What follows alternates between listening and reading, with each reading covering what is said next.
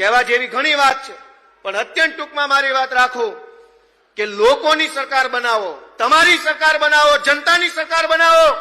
અત્યારે જે સરકાર છે એ કોની છે?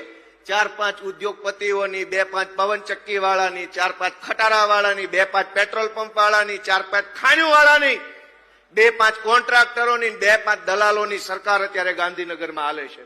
અને વિસાવદરની જનતાના આશીર્વાદથી હું તો વિધાનસભામાં બધું નજરે જોઈને આવ્યો કે અહીંયા કેવા ને કોણ પોગી ગયા છે. એક વખત જોઈ તો આપણને દુઃખ થાય કે કેવા ક્યાં પોગી ગયા.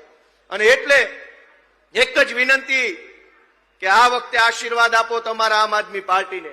આપણે બધાએ જિંદગીના 30 વર્ષ એક જ પાર્ટી પાછળ ખર્ચી નાખ્યા. દોસ્તો, આ તમારા દીકરાઓ મોટા થઈ ગયા છે.